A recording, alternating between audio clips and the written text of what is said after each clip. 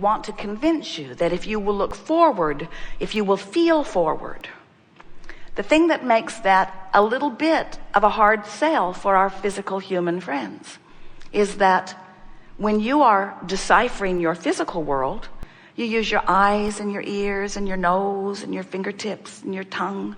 In other words, you smell it, you see it, you hear it, you feel it, you devour it with all of your physical senses. It's tactile and it's real, and you agree upon so much of what you're experiencing. We know it's vivid and it's enticing and it's delicious, and you came to experience all of that. And when we talk about the vibrational reality, you can't see in there. You can't hear in there. In other words, you can only feel in there. Sometimes you leave this gathering and your friends say, "How was it?" And you say, "It was great." They say, "Was it worth the drive? Was it worth the flight? Was it worth the price? What went on there?" And then you say, "Well, I have to admit, it was a little odd." There's this man who calls his wife Abraham. It starts there. And she stands on the stage and points at some invisible place and insists that it's the vortex and that everything we want is in it. And I looked, I didn't see.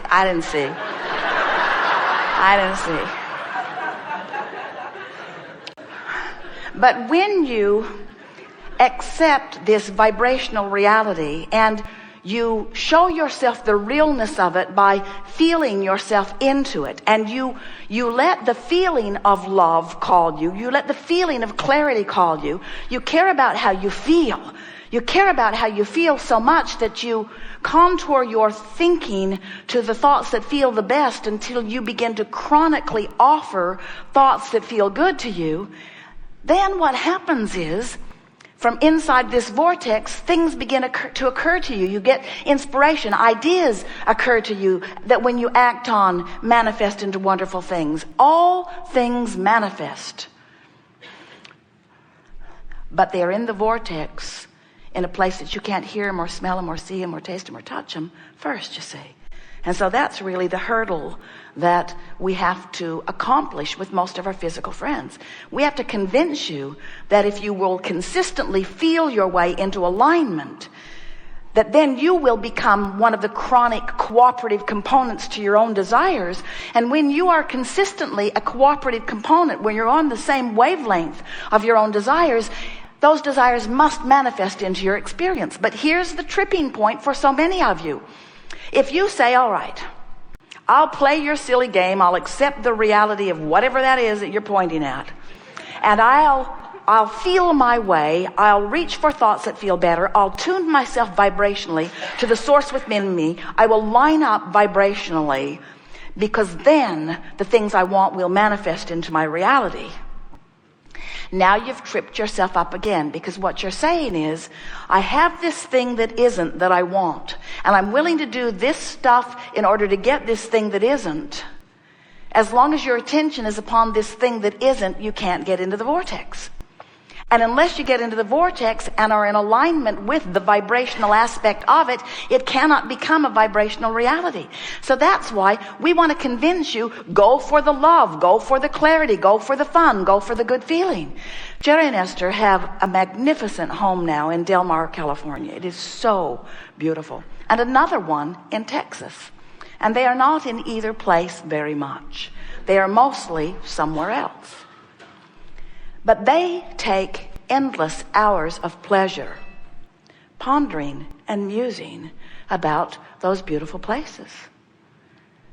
Their friend, Eric, who has been instrumental in bringing all of these properties into final fruition, gathering the plants and doing the hardscape of the landscape and so forth. He will call them and he will say, "Just wanted to give you an update." And Jerry and Esther will pull off to the side of the road so that they can savor his 10 or 15 minute description of what's going on. And his description is not more than about the final outcome. He talks about how happy all of these his men are who are working on the project. He talks about how well they are working together, and how creatively inspired they are, and how the ideas keep exploding, and how Jerry and Esther are just going to be knocked over when they see the culmination of what they've come up with. He talked about the man on the big earth mover who created some berms in Texas that are awesome, by Eric's words.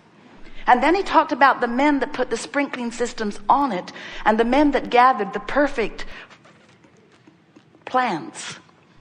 And then he talked about the overall feel, the way it unfolds as you drive into the property. And as Jerry and Esther, not being there, haven't been and won't be for quite some time, as they listen, they go right into the vortex. They don't need the reality. Now you see, some are thinking, well, but they have this property, they own it, they possess it. And we say, they're not even there. They're not walking the grounds. They're not sniffing the roses. They're not swimming in the saltwater pool. They are off on the shoulder of the road again. They are experiencing something very different than that, but they are able to focus their mind in a way where they feel the joy of this contractor, where they feel the joy and appreciation of the men doing the work, where they feel the fun of the collaboration, where they feel the fullness of the creative juices flowing, in other words. And we got to tell you, everything you want is for those feelings, you see.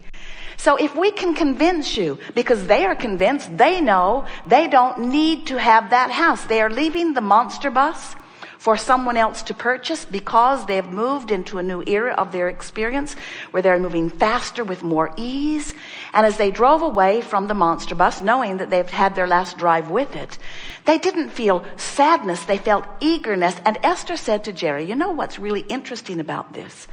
I can think about that magnificent monster bus in the way I think about the house in Del Mar, or the way I think about the house in Texas. In other words, it's the experience of it. It's the joy of it. It's the feeling of it. I don't have to be playing a game with grandchildren. I can remember playing the game with the grandchildren. I can imagine what they're doing. I can look forward into their future. I can remember into their past. In other words, what we're wanting you to do is become the vibrational merging being that you are, because you are eternal. You are eternal thinkers. You are eternal beers, not havers, not doers. You are eternal vibrational beings, and everything you feel is about that vibrational beingness, that vibrational aligning, that vibrational alignment with who you are. So, once you feel this fully, then of course things are going to manifest. We don't want you to misunderstand us in one small way. We are not talking to you like this because we think you should get on the road and leave your grandchildren in your homes. We're not talking to you like this because we want you to stop manifesting things, because there is enormous pleasure in manifestation. We're talking to you like this because you are giving up so much pleasure as you depend on manifestations to give it to you. And the reason that we know that, have you ever really, really wanted something and achieved it and then is sort of flat? It's because it was never where it was at. It's always what you're reaching for. Esther will say to Jerry, oh, that's a beautiful new car. You should buy that for me. It would make me happy for the afternoon. And she's not kidding. She's not kidding. In other words, the afternoon is about all the juice it's got in it, you see. Because there's so much more pleasure to be had. You are all day, every day, sifting through life. When someone's rude, you want them to be nicer. When you've got a biological problem on your planet, you want improvement. When you are stiff and sore in your body, you want to be limber and good feeling. When you feel bound up, you want to be free. When you are confused, you want to have clarity. When you don't have enough money, you want more money. All day, every day, you're sifting and sorting and becoming and becoming and becoming and becoming and becoming and becoming and becoming and becoming. And the larger part of you has become it and is holding a steady vibrational beam for you. And you can tell whether you're up to speed with it or not. And it has nothing to do with you not having that relationship you think you want, or not having that car you think you want, or that whatever it is. Your negative emotion is not about the absence of the manifestation. It's about the absence in the moment of the alignment with the expanded version of you. You must keep up with you if you are to be the joyful being. And by keeping up with you, we mean keep up to speed vibrationally, not with your stuff. We are pretty sure that someday we will hold a seminar and there will be hundreds of thousands of people online listening, and the subject will be demanifestation of all this stuff. Because the more you gather and try to make important and hold unto you, the less free you feel, you see. Because your joy is in alignment with the fullness of that which you have become, not alignment with the stuff that you use in order to exaggerate your effectiveness or your power. Again, don't misunderstand. We want you to have all that stuff. We want your body to feel good and look good. We want your manifestations to be beautiful and please you. But we want you to know the manifestations will never be enough to please you. And even the manifestations that you gather will never be enough, because that's looking for love in all the wrong places. What you're looking for is alignment with the new idea you just hatched. That's what you're looking for. Alignment with the new idea you just hatched. Nothing is more exhilarating than coming into alignment with that new idea. The other morning, Jerry woke up early. He usually gets up before Esther does, and usually has a pretty good vibrational momentum going before her feet even hit the floor. And this morning was no different. He was all excited, could hardly wait for her to get up, wanted to talk to her about something that he'd been pondering and been poking around at something in the night, some improvements relative to some things with this work, the business part of it. And so he'd been poking around, and when Esther came out into the room where he was, ideas just started barreling into her head. It was like she rendezvoused with a whole big download of inspiration. And Jerry said, "I'm so glad you're up. I want to talk to you." And Esther said, "Before you do, I think I have a lot to say." It's like Abraham wants to tell you all this stuff. So Jerry said, "I'm eager to hear." And Esther sat down and relaxed and asked us what was on our mind. And we explained to her that it wasn't that we had all this stuff we wanted to say. It was, as Jerry had been poking around at this problem, not really a problem, but a subject, but like a problem or a question, as he'd spent about 2 hours poking around at it. Anytime you're poking around at a question or a problem, and as that question or problem is coming into focus, the solution is coming into equivalent focus. So Jerry had really brought it into focus. He was all queued up, all full of questions and things that he'd been contemplating. And Esther woke up in the vortex. They are joined at the hip anyway. And as she walked into the room, she received a full, because she was a cooperative component to all of the solutions that Jerry had stirred up. Are you getting what we're talking about? In other words, we want you to feel the magnificence of the question which brings the answer. We are going to have a brilliant conversation here today because you have brilliant questions. You get what we're talking about? So we explained to Esther, "Esther, you were the cooperative component to the solutions that Jerry was seeking." Now, Jerry could not be a cooperative component to the solutions he was seeking because Jerry was so busy being a cooperative component to the questions and the problems. You see what we're getting at? That's where his vibration was. But isn't that important to this? Isn't that all part of the process? That's the thing that we want you to understand. We want you to devour the contrast that you are living. We want you to feel as proud of your question or as your problem as you feel when the solution is revealed to you and you get it, because it's all part of the expanding process. We just want to point out to you one small thing, and that is so many of our human friends have made a career out of the problem.